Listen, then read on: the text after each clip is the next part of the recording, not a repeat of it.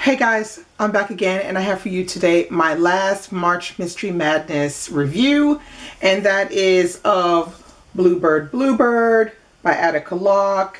Check out this really beautiful cover. It's just, I love this version. I think this is the UK cover. The American cover, I think it has like a big star or something on it, but like similar colors, light blue and gray. But I really love this cover. It's just gorgeous. Bluebird was a fabulous read because it gave me everything that I usually look for when I'm reading a mystery novel. Now, I don't read mystery novels that frequently. It's not really my go-to genre. But since it was March Mystery Madness, I thought, hey, why don't I just go whole hog and do the whole month, almost the whole month with mysteries. So this has been on my shelf since it arrived not so long ago. And I thought, okay, let me give this one a go. So let's start with the review. This is the story of a black Texas Ranger. His name is Darren Matthews. And the story begins with him in a little tight squeeze, little problem with one of the last cases he worked on, which in fact he probably shouldn't have worked on that case, but he did a few things and now he's in front of the grand jury and may lose definitively his star and his job as a Texas Ranger.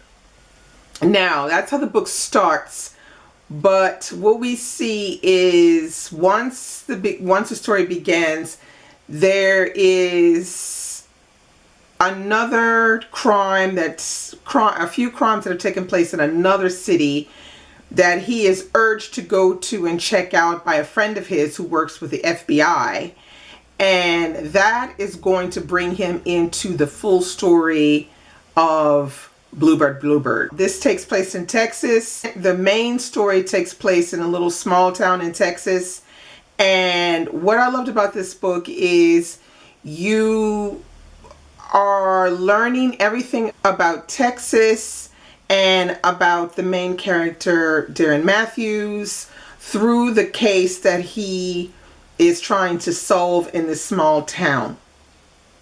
The story engulfs you in the apparent racism that is happening in this town, and you see that as much as blacks and whites in the town are separated,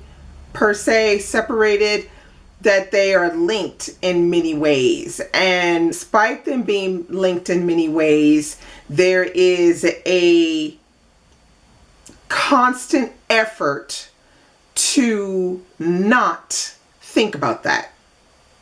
Now, the story is just mysterious. It keeps you wondering what's going to happen next, and there's enough twists and turns to make it difficult to figure out who done it. And that's a good thing. But not only that, it has a strong literary quality to it. And that is the way it's written and the fact that you are constantly in the head of Darren Matthews. So you get all of the apprehensions that he has about what has taken place or about some of his past life. There's a lot of conflict in the novel, but the conflict in particular that I find interesting is his conflict man against himself concerning Darren Matthews.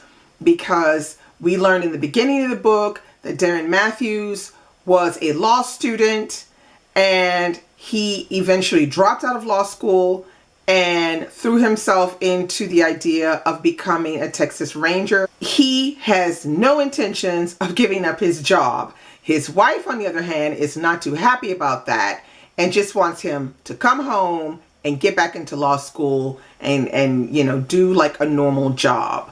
So this conflict follows Darren Matthews throughout the mystery that's going on. And it is practically the thing that drives him to find out who the killer is. And I found that that was a key point into me enjoying this mystery the most, is because it's more than just a whodunit. You are discovering this character, Darren Matthews, like where he comes from, what his motivations are, and it's going to keep you hooked for it's not even very long. It's 304 pages long or something like that. So it's going to keep you hooked the entire time. Wow. Attica Locke, hats off to you. She really did it in this one. If you haven't read Bluebird, give it a chance. You're just going to love it. That's all I have for you today. Bye.